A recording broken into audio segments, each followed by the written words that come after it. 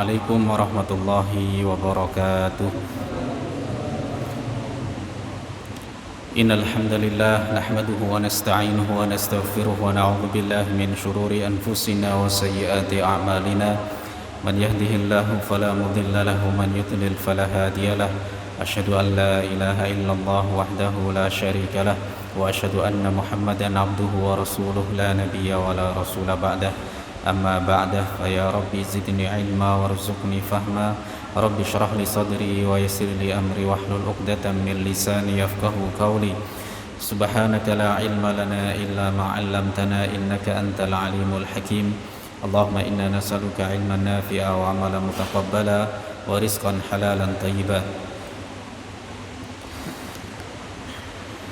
Allahumma inna na'udzubika min qalbin la yakhsha wa du'ain la yusma wa ilmin la yanfa wa amalin la yurfa wa nafsin la tashba. Kaum muslimin dan muslimat jamaah Masjid Cokroaminoto dan juga jamaah yang lainnya,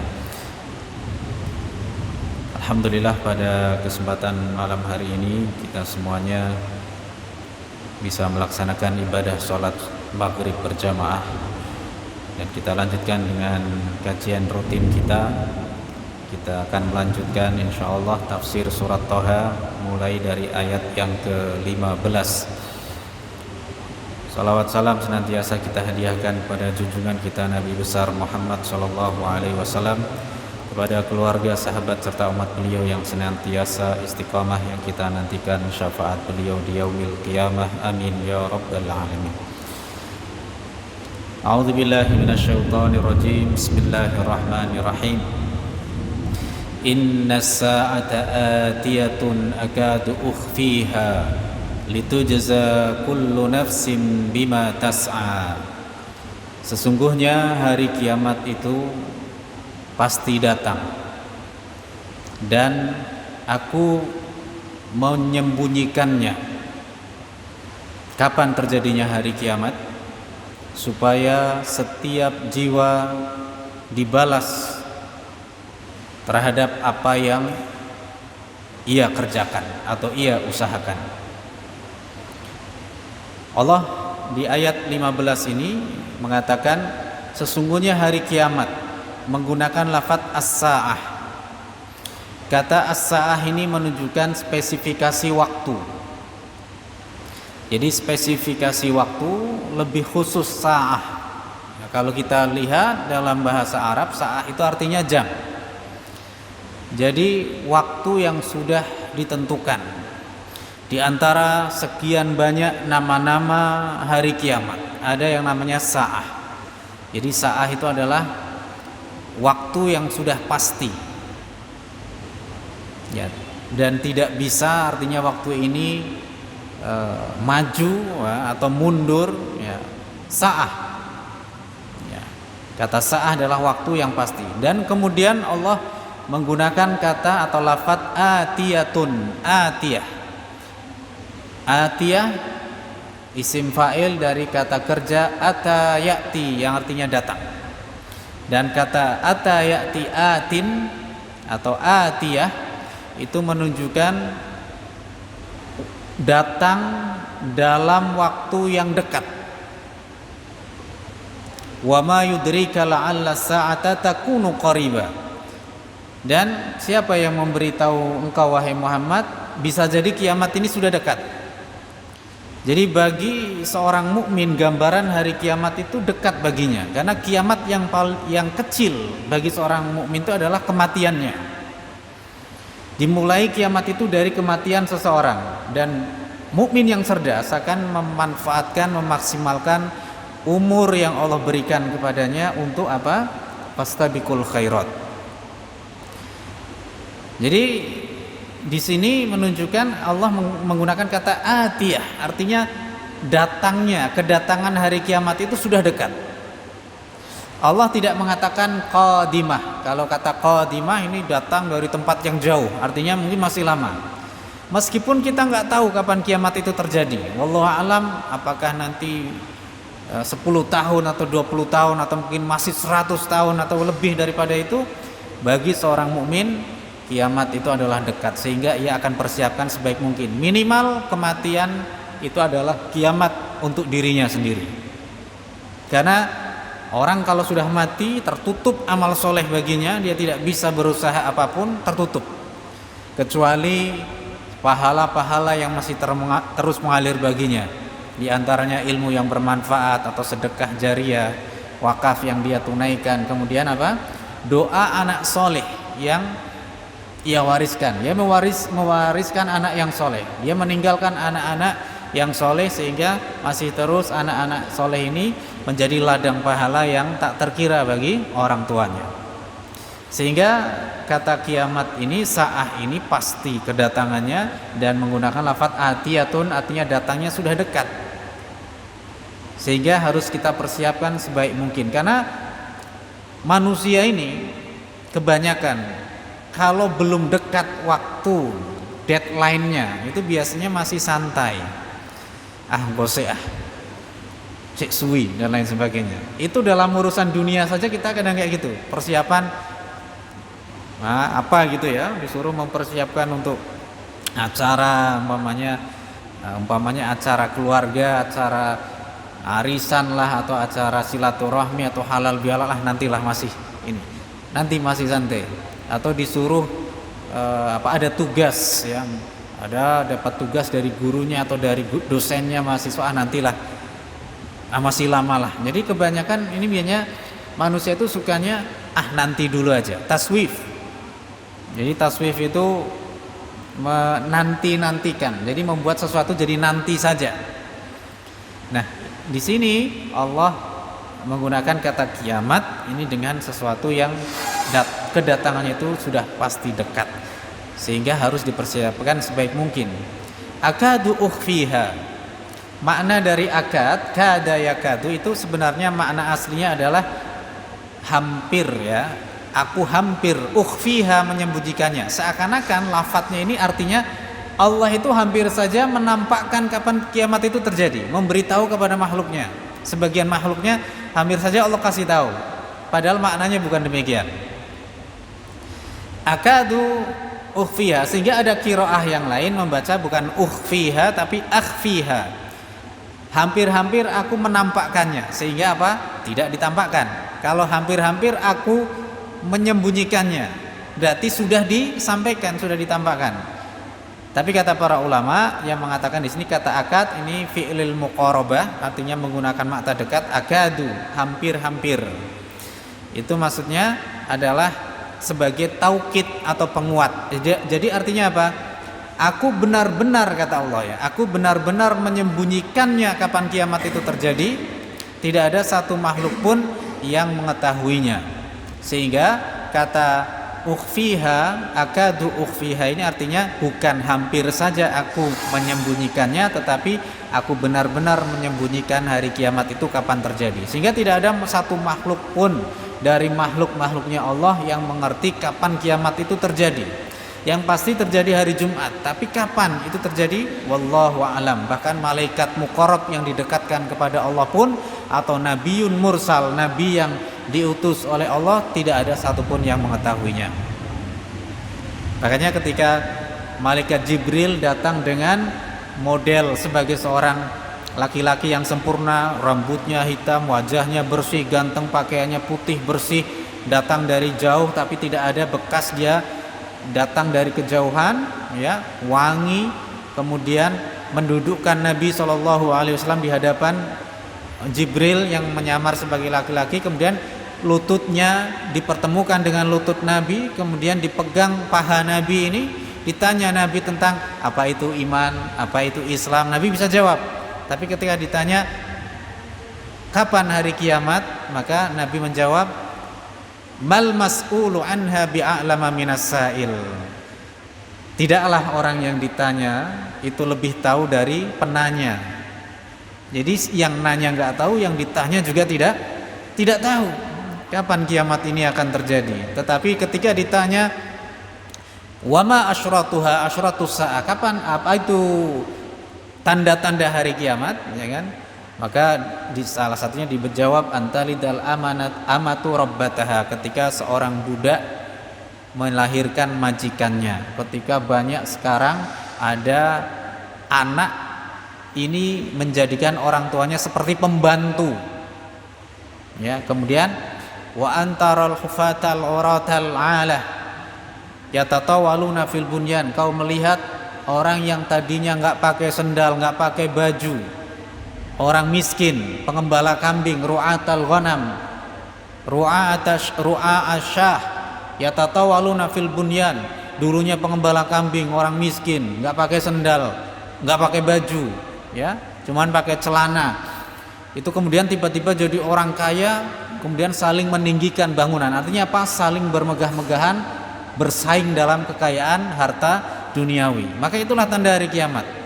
Salah satu tanda hari kiamat, orang bersaing dalam urusan dunia, bukan urusan akhirat. Fastabikulnya bukan fastabikul khairat, fastabikul untuk akhirah, tapi fastabikul dunya fid dunya, urusan dunia. Bagaimana dia ini gak kalah geras, gak kalah gengsi dengan tetangganya, ya. Jadi itu salah satu tanda-tanda hari kiamat. Tapi masalah hari kiamat itu terjadi kapan? Rasulullah tidak tahu, malaikat Jibril tidak tahu, tidak ada satupun makhluk Allah yang mengetahuinya kecuali Allah Subhanahu wa taala. Maka ini salah satu ungkapan orang Arab itu, kalau akadu ukhfiha min nafsi min tilqa'i nafsi, saya menyembunyikannya itu untuk diriku sendiri. Jadi hanya untuk dirinya sendiri, Allah untuk diri Allah sendiri, dan tidak pernah dipublikasikan kepada makhluknya. Akadu ukhfiha litujza kullu nafsin bima tas'a, supaya setiap jiwa dibalas terhadap apa yang ia usahakan. Jamaah sekalian yang dimuliakan oleh Allah Subhanahu wa taala, ayat berikutnya, ayat ke-16, fala yasuddannaka anha man la yu'minu biha wattaba'a hawahu fatarda. Maka tadi sudah dikatakan tentang hari kiamat, ya. Maka jangan sampai orang yang tidak beriman kepada hari kiamat dan mengikuti hawa nafsunya itu membuat kamu itu terhalang untuk apa? Persiapan hari kiamat, beriman kepada hari kiamat. Fatarda, sehingga apa? Engkau akan binasa, engkau akan celaka. Ketika sahabat Umar bin Khattab membaca surat Thaha ini dan berhenti pada ayat ini, maka jangan sampai orang yang tidak beriman kepada hari kiamat dan yang mengikuti hawa nafsunya, kesombongannya, dia nggak mau beriman kepada Rasulullah, itu menghalang-halangi kamu untuk beriman. Maksudnya apa? Salah satu yang membuat orang Arab, petinggi-petinggi Arab dan juga orang-orang Arab saat itu, kenapa mereka tidak mau beriman kepada Rasulullah? Karena apa? Masih ada orang yang tidak beriman kepada Muhammad. Jadi biasanya yang menghalangi orang untuk berbuat baik itu apa, Pak? Biasanya sikno koncone, aku nggak enak sama teman saya.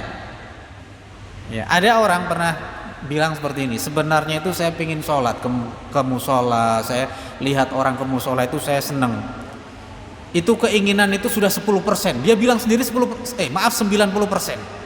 Ada orang bicara seperti itu.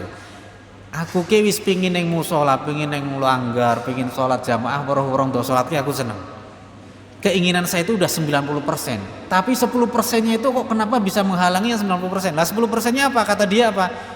Kadang kok masih malas dan gak enak sama teman-teman yang nanti saya dibilang apa? Wah, alim dan lain sebagainya. Sehingga apa? 90% itu bisa dikalahkan oleh 10% tadi. Kenapa? Gak enak sama orang-orang yang mungkin wah, hebat sekarang dia sudah tobat gak enak. Sehingga apa? Jangan sampai orang-orang yang tidak baik, ahli maksiat itu menghalangi kita untuk berbuat taat. Orang kalau hijrah, taubat itu nggak bisa sendirian. Dia harus apa? Dia harus berbareng-bareng dengan orang. Makanya orang masuk surga pun juga ceritanya kan, wasiqal ladzina taqaw rabbahum ilal jannati zumara. Giringlah dan digiringlah orang-orang yang bertakwa kepada Tuhan mereka menuju surga zumara, dalam keadaan rombongan-rombongan. Jadi masuk surga berombongan, masuk neraka juga rombongan. Jadi orang nggak bisa berbuat baik ini kok single, nggak bisa dia. Single fighter tuh nggak bisa. Dia harus bersama orang-orang baik. Jadi kalau mau jadi orang baik harus ada penopang, sponsor, supportnya siapa? Supporternya orang baik juga. Gak bisa kita sendirian. Makanya kalau ada orang yang sudah hijrah, maka yang jadi supporter dia adalah teman-temannya yang sama-sama hijrah. Oh, itu ada teman saya. Sehingga apa? Ketika dia ada keinginan untuk berubah, untuk dia kok kemudian itu ya, berubah untuk dia tergelincir untuk ini, ada penguatnya. Nggak bisa sendirian. Begitu juga dengan orang yang orang yang berbuat maksiat, sama juga. Dia masih ada teman saya, sehingga nggak enak dengan teman. Maka ayat yang ke-16 ini bisa kita ambil hikmah pelajaran ibrah darinya, yaitu apa? Jangan sampai orang-orang yang ahli maksiat itu menghalangi kita untuk berbuat baik. Jangan sampai orang-orang kafir ini menghalangi kita untuk beriman. Jangan sampai rasa tidak enak hati kita kepada orang itu menghalangi kita untuk istiqomah. Maka jadikan teman kita adalah teman yang baik, orang-orang yang soleh. Sehingga apa? Kita akan selalu ditopang keimanan kita, sehingga kita bisa menjadi pribadi yang istiqomah. Maka ketika sahabat Umar mendengar ayat ini, membaca ayat ini, bergetar. Beliau berhenti, kemudian mengatakan apa? Beliau berhenti dan bertanya kepada adiknya Fatimah, "Yambaghi man qala hadza alla yu'bada ghairuh." Seyogyanya zat yang mengatakan ini, ayat ini, surat ini, tidak boleh disembah kecuali dia. Jadi yang lainnya tidak boleh disembah kecuali yang mengatakan ini, yaitu ayat ini, surat Toha ini. Maka Fatimah mengatakan, "Abshir ya habibi," bergembiralah, terimalah kabar baik wahai kekasihku, ya habibi. Langsung dipuji-puji oleh adiknya Fatimah. Dan kemudian sahabat Umar bergetar hatinya, dan beliau minta diantarkan untuk menuju ke Darul Arqam, di mana Rasulullah SAW ini berkumpul dengan para sahabatnya. Jadi jangan sampai orang yang tidak beriman kepada hari kiamat dan mengikuti hawa nafsunya ini menghalangi engkau dari iman, artinya beriman kepada Allah Subhanahu wa taala, menghalangimu dari kebaikan. Itulah makna ayat yang ke-16. Itu juga kita sinkronkan, kita analogikan dalam kehidupan kita sekarang. Artinya apa? Jangan sampai orang-orang yang tidak baik mempengaruhi kita untuk tidak baik, tetapi jadikan teman sejati kita adalah orang-orang yang ahli taat, ahli ibadah, ahli amal soleh. Sehingga kalau kita ikuti orang itu, maka fatarda, maka kita ini akan menjadi orang yang binasa, celaka, rugi dunia, apalagi rugi akhirat.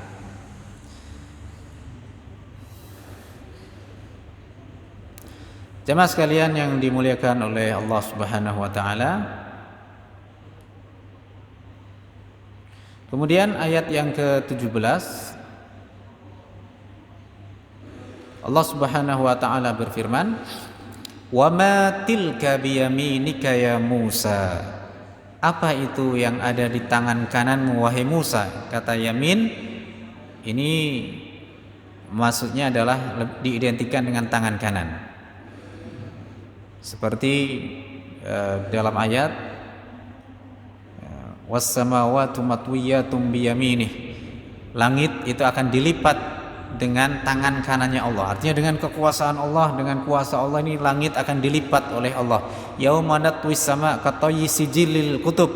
Kami akan lipat langit itu seperti dilipatnya buku, lembaran buku. Jadi buku ditutup, selesai. Langit sudah hancur. Alam semesta ini hancur seperti dilipatnya ini. Tapi itu bukan berarti melipatnya Allah itu seperti melipatnya kita. Itu termasuk ayat mutasyabihat, dan kita cukup aman kita beriman. Itu dengan kuasa Allah. Artinya apa? Pelajaran kita ambil, mudah bagi Allah untuk menghancurkan alam semesta ini, seperti halnya menutup sebuah buku, lembaran-lembaran, selesai. Dilipat ini dengan dengan tangan kanannya, artinya dengan kuasa Allah Subhanahu wa taala, itu mudah bagi Allah. Dan ini kata yamin ini sebenarnya makna aslinya kanan. Tapi di sini diartikan, diidentifikasikan, diidentikan, dispesifikasikan tangan kanan. Wa ma tilka biyaminika ya Musa, ada makan tilka di sini artinya isim mausul. Wa mallati maksudnya apa yang di tangan kanan. Apa itu yang di tangan kanan kamu wahai Musa? Ya. Jadi Nabi Musa tangan kanannya ini sedang memegang benda yang itu adalah tongkat beliau. Ya. Dan ada yang mengartikan kata tilka itu artinya hadhihi. Apa ini? Seperti di surah Al-Baqarah, dzalikal kitabu la raiba fi, artinya dzalika diartikan hadza. Jadi biasanya kalau hadza hadhihi itu artinya ini, untuk dekat.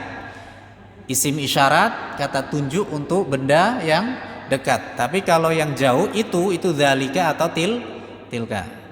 Betul ya, Mas Egal ya? Oh, Masya Allah nih, dia sudah belajar bahasa Arab nih. Jadi hadza hadhihi, hadza untuk mudzakkar laki-laki, ini dekat. Hadhihi ini dekat untuk muannas perempuan. Tapi kalau dzalika itu jauh untuk mudzakkar laki-laki, tilka itu jauh untuk muannas. Allah bertanya, apa itu yang di tangan kanan kamu wahai Musa? Dan pertanyaan Allah ini bukan berarti Allah nggak tahu. Bukan berarti Allah maaf kurang kerjaan, bukan. Ini artinya Allah ingin mengingatkan, litanbih, kata para ulama itu apa? Litanbih, untuk mengingatkan. Jadi memberikan sinyal alarm kepada Nabi Musa. Hei Musa, itu lihat tongkat kamu. Bukan berarti Allah nggak tahu. Allah Maha tahu segala sesuatu, bahkan yang terperinci, yang tidak, yang jelimet Allah itu tahu. Wa huwa la tudrikuhul absar wa huwa yudrikul absar. Allah tidak bisa dikejar, didapat, ditangkap oleh mata-mata makhluknya, tetapi Allah bisa menangkap pandangan-pandangan makhluknya. Wa huwal latiful khabir, dan dia Allah zat yang maha teliti, khabir yang maha mengetahui. Jadi Allah tahu segala sesuatu yang kecil sekalipun, yang terbesit dalam hati seorang hamba pun Allah tahu. Jadi ini pertanyaan bukan berarti Allah nggak tahu, tapi maksudnya untuk mengingatkan Nabi Musa, wahai Musa, maksudnya coba lihat itu tongkat kamu. Apa itu tongkat ini? Jadi ada diskusi di sini, dialog antara Allah dan Nabi Musa di bukit mana? Tur, ya kan? Bil wadil muqaddas Tuwa, ya kan? Qala hiya 'asaya atawakka'u 'alaiha wa ahushu biha 'ala ghanami wa liya fiha ma'aribu ukhra. Jawaban Nabi Musa adalah, Nabi Musa menjawab, ini adalah tongkatku. Asa itu kalau menggunakan alif itu asa itu artinya tongkat, tapi kalau menggunakan alif yang seperti ya tidak ada titiknya, asa itu maksiat. Jadi sama-sama asa. Tapi kalau asa pakai alif, ain sad alif itu artinya tongkat. Tapi kalau asa ain sad kemudian alif layin, alif bengkong seperti ya tapi nggak ada titiknya, asa itu artinya bermaksiat. Jadi kedengarannya sama, asa, cuman bedanya tulisan akhirannya alif tegak atau alif yang bengkok seperti itu. Nah, kalau yang tegak artinya itu adalah tongkat, kalau yang bengkok itu artinya bermaksiat. Ya, asa pakai alif tongkat, asa pakai alif bengkok namanya bermaksiat. Hiya asaya, dia ini adalah, maksudnya ini benda ini adalah tongkatku ya Allah. Atawakka'u 'alaiha, aku bisa bersandar, bertumpu kepada tongkatku ini. Wa ahushu biha 'ala ghanami, dan aku bisa bahasa kita apa ya? Goyang-goyangkan ini daun, nyengget ya. Bahasa kita disengget itu daun supaya daun itu dipukul-pukul sehingga daun berjatuhan 'ala ghanami, sehingga apa? Kambingku ini bisa makan daun itu. Jadi Nabi Musa ini nyengget daun dan supaya daun itu jatuh kemudian dimaem sama kambingnya Nabi Musa. Karena Nabi itu adalah, semua Nabi itu pengembala kambing. Ma ba'atsallahu nabiyyan illa ra'al ghanam. Tidaklah Allah mengutus seorang Nabi kecuali dia pernah mengembala kambing. Semua Nabi itu pengembala kambing. Ini sebuah tarbiyah ilahiyah pendidikan dari Allah Subhanahu wa taala supaya para nabi itu kelak nanti akan memimpin umat yang banyak. Dan di situ ada kambing yang nurut, ada kambing yang ngeyel, ya kan? Macam-macam, ada yang kecil, ada yang besar, ada yang gemuk, ada yang kurus. Itu banyak kambing, ada yang lagi hamil, ya lagi bunting. Ini ada kambing yang nurutan, ada yang ngeyelan, senangnya mesti misah apa, itu macam-macam. Semua nabi itu pengembala kambing. Jadi dengan tongkat itu Nabi Musa bisa bertumpu dengan tongkat beliau, dan yang kedua beliau memanfaatkan untuk memukul ini dahan, ya, supaya daun itu berjatuhan supaya bisa dimakan oleh kambing beliau. Waliya fiha ma'aribu ukhra, dan aku mempunyai dengan itu tongkatku itu manfaat atau kebutuhan-kebutuhan yang lain. Jadi dengan tongkat ini nggak cuma dengan dua manfaat tadi, untuk aku bertumpu dan juga aku untuk memberi makan kambingku dengan memukul daun-daun itu, tidak, tapi ada manfaat-manfaat yang lain. Apa manfaat dari tongkat ini? Ya, banyak sekali di sini penafsiran tentang waliya fiha ma'aribu ukhra. Ya. Qala ta'ala, Allah Ta'ala berfirman, a'udzubillahi minasyaitonir rajim. Wa ma tilka biyaminika ya Musa? Qala hiya 'asaya atawakka'u 'alaiha wa ahushu biha 'ala ghanami wa liya fiha ma'aribu ukhra. Al-Imam Al-Qurtubi rahimahullahu ta'ala dalam tafsir beliau, tafsir Al-Qurtubi, bahwasanya orang-orang dari kalangan bangsa Arab ini memaparkan sekian banyak manfaat tongkat, sebagaimana yang dijelaskan. Salah satunya dijelaskan oleh Ibnu Abbas radhiyallahu anhuma, beliau berkata, "Idzan tahaita ila ra'si bi'rin faqasura ar-risha wasaltahu bil 'asa." Apabila sedang menimba air, ya, itu kemudian talinya itu kok kurang ini, sumurnya jeru. Sumurnya itu kemudian bisa disambung, bisa dipakai, disengket ini pakai ini. Jadi untuk sambungan timba air itu dengan tongkat. Itu yang pertama kata Ibnu Abbas. Yaitu manfaat, ya. Punya manfaat. Untuk ngambil sesuatu benda yang jauh kita pakai tongkat. Wa idza asabani harru syamsi gharastuha fil ardi wa alqaitu 'alaiha ma yudhilluni. Dan apabila, kata Ibnu Abbas, apabila aku terkena sengatan panasnya matahari, maka aku tancapkan tongkatku ini di bumi dan aku tempelkan. Jadi aku tempelkan di ujung tongkatku ini segala sesuatu yang bisa aku jadikan untuk peneduh. Jadi bisa pakaian kemudian ditaruh di atasnya, disambung-sambung, kemudian bisa jadi peneduh. Itu kata Ibnu Abbas, bisa jadi alat peneduh, bisa jadi tiang. Untuk tiang itu kemudian dijadikan untuk untuk di atasnya kasih peneduh, entah itu kain dan lain sebagainya. Itu untuk peneduh dari matahari, dari sengatan panasnya terik matahari. Wa idza khiftu syai'an min hawamil ardi qataltuhu biha.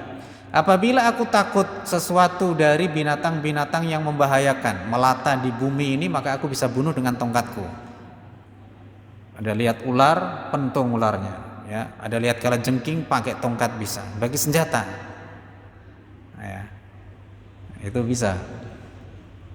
Ya. Orang lagi sholat, tiba-tiba ada ular, maka bisa dia tongkatnya ditaruh di samping, bisa tongkat ambil, bisa untuk mentung, ya. Itu manfaatnya. Kemudian manfaat yang berikutnya, yang keempat, wa idza masyaitu alqaituha ala atiki wa alaqtu 'alaiha alqausa wal kinanata wal mikhlah. Kalau aku berjalan, aku bisa tongkat ini aku sunggi seperti orang sedang nyunggi kayak gini, ya. Di atas pundakku ini, ya, jadi gini, lehernya ini kayak gini, ya. Di belakang leher ini, kemudian ini seperti orang yang lagi mikul. Aku bisa mikul tongkatku ini dan aku bisa kaitkan di atas tongkatku itu seperti busur dan juga seperti ketapel dan lain sebagainya. Jadi bisa aku kaitkan. Jadi untuk sebagai alat untuk ini. Nah, seperti itu. Jadi dulu sahabat-sahabat Nabi kayak gitu, ya. Jadi tongkat itu senjata termasuk yang senjata utama. Kemudian berikutnya kata Ibnu Abbas, wa uqatilu bihas siba' anil ghanam. Aku bisa membunuh binatang buas yang mau menerkam kambing-kambing. Jadi contohnya ada serigala, ada anjing, ada apa, bisa dilawan dengan tongkat. Manusia ini kalau berkekuatan sama singa ya tentu kuat singa, tapi dengan otaknya ini orang bisa melawan binatang itu ini, bisa melalui tongkat. Jadi tongkat itu bisa untuk mentung itu binatang. Anjing pun takut nih sama tongkat, ini bisa ini. Ya.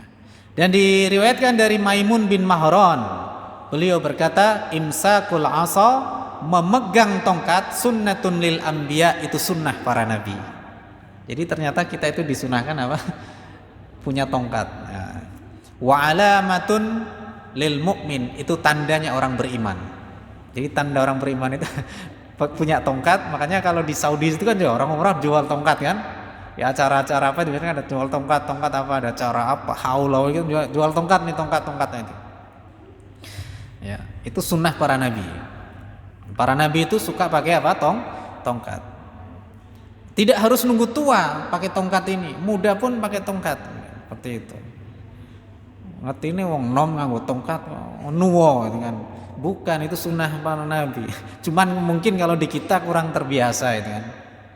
Banyak ulama-ulama itu kan, orang ulama-ulama syekh-syekh Arab itu kan suka pakai apa? Tongkat itu kan. Jadi mau ceramah dia tongkat. Padahal dia ini ya, tidak harus nunggu tua, rasa ngenteni tua. Waqal ya. Ya kayak pendekar kan itu kan. Jadi kan orang dikiranya kan wah ini ahli pencak silat ini kan. Nah itu. Waqala Al-Hasan Al-Basri rahimahullahu taala, beliau seorang tabi'in mengatakan fiha sittu khisal, ada 6 manfaat. Ya, 6 manfaat daripada tongkat tadi. Yang pertama sunnatun lil anbiya, yang pertama sunnah para nabi. Jadi kalau kita pegang tongkat itu kita meniru para nabi, karena para nabi itu suka pakai tongkat. Ya. Kemudian yang kedua wazinatus sulaha, perhiasan orang-orang soleh. Jadi tongkat itu perhiasannya orang-orang soleh, kata Hasan Al-Basri. Ya. Tentu beliau juga pakai tongkat, gitu kan. Ini orang-orang soleh itu pakai tongkat. Nah, ngisi ada mau khutbah Jumat pun dia kenapa ada tongkat, salah satunya itu Khulafaur Rasyidin pakai tongkatnya gitu kan. Ya. Tapi tongkat yang buat Jumatan itu tinggi itu.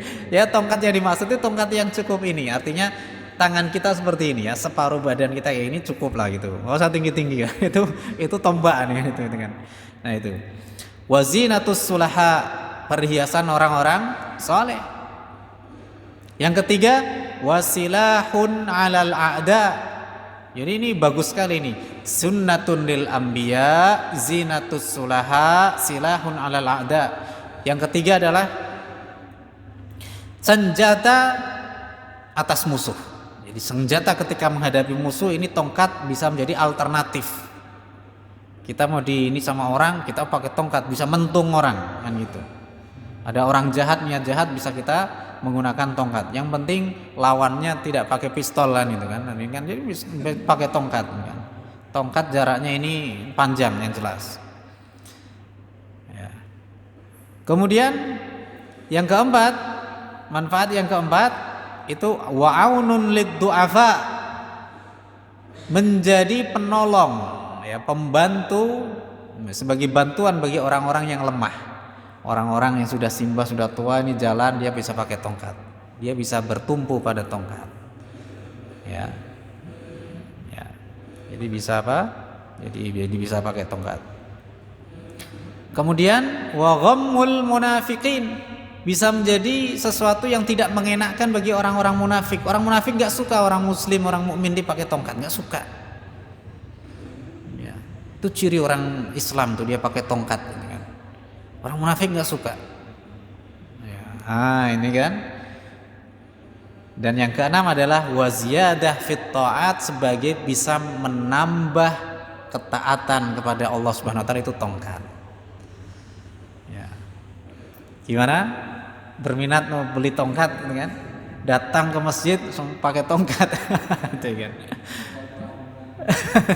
Ya. Jadi ternyata pakai tongkat itu sunnah Nabi, sunnah para anbiya, sunnah para nabi, sunnah para rasul yang diutus oleh Allah Subhanahu wa taala. Ya. Wa yuqalu, dan apabila seorang mukmin idza kana ma'al mu'min al-'asa, apabila seorang mukmin ini memegang tongkat, dia bersama dia sebuah tongkat, yahrabu minhu syaitan, setan ini bisa lari. Ternyata setan ini takut dengan tongkat. Ini untuk kewibawaan tongkat ini. Wa yahsya'u minhul munafiqu wal fajir, orang-orang munafik dan pendosa itu bisa tunduk. Artinya dia nggak bisa macam-macam.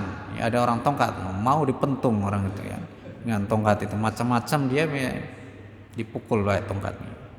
Wa takunu qiblatuhu idza shalla, dan bisa menjadi kiblat atau sutroh bagi orang yang sholat.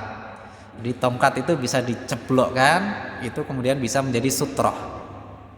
Ya, sutroh itu hukumnya sunnah, kecuali Syekh Albani itu mengatakan wajib.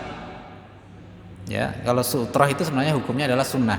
Sutroh itu bisa dianalogikan. Apakah boleh sutroh itu dengan sajadah, Ustadz? Kalau menurut pendapat saya itu sajadah. Jadi ilat daripada sutroh itu adalah gini, supaya memberi tanda kepada orang bahwa orang itu sedang sholat, sehingga apa? Tidak ada orang yang lewat di tempat sujudnya. Jadi kalau mau lewat di atasnya, di sebelah baratnya lagi. Maksimal, minimal itu ya seperti ya satu jengkal lebih lah. Artinya di sini orang ini tidak melewati itu tempat sujudnya.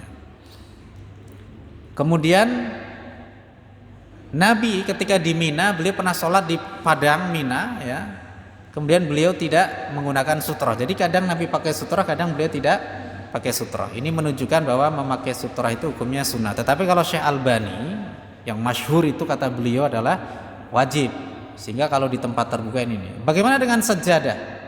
Sajadah, jadi ilatnya para ulama yang mengatakan sutroh itu sunnah adalah yang intinya adalah supaya orang tidak melewati. Yang kedua, menambah kekhusyuan, memberi batas sehingga pandangan orang yang sholat itu tidak kemana-mana. Kalau nggak ada sutroh itu ada kemungkinan lihat kemana-mana. Nggak ada sutroh jadi menambah kekhusyuan sholat.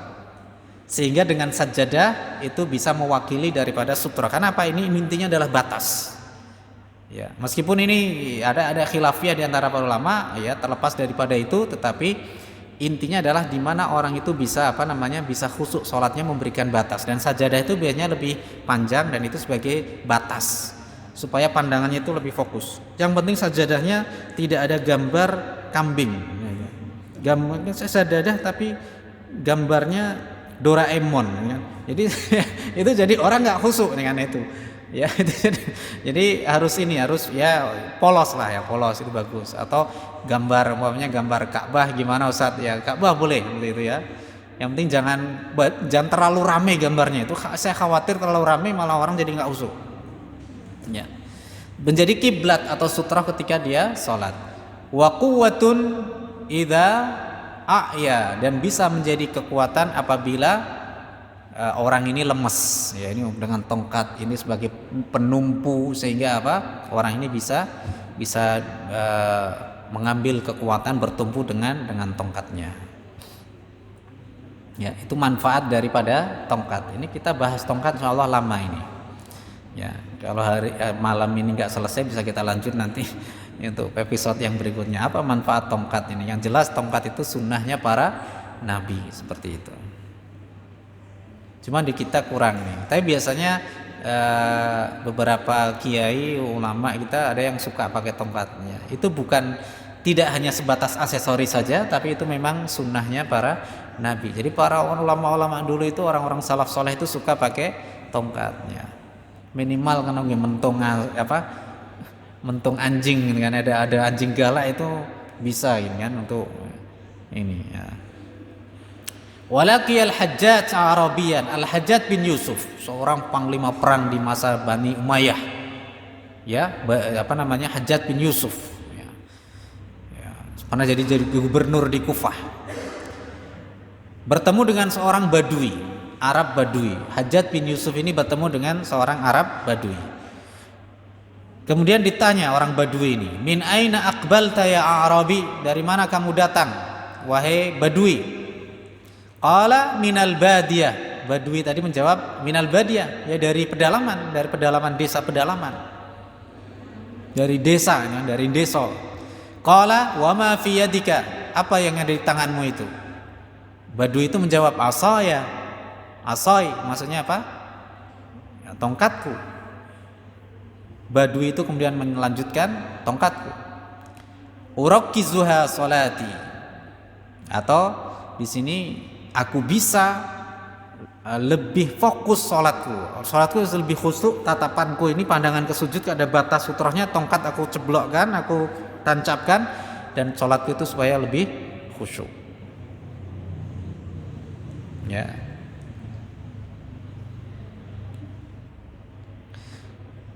Kemudian wa asuqu bihadabati, dan aku bisa menyetir dengan tongkat ini tungganganku, ya, naik kuda, naik keledai, kemudian bisa untuk mukul sedikit itu, ini supaya kendaraannya lebih tenang, seperti itu. Ya, ada, kalau zaman sekarang ada delman, dia ada pecutnya, supaya sesuai dengan perintah apa?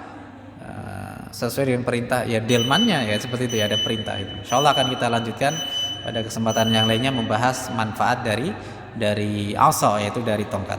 Alhamdulillahirabbil alamin, subhanakallahumma wa bihamdika asyhadu an la ilaha illa anta astaghfiruka wa atubu ilaik. Assalamualaikum warahmatullahi wabarakatuh.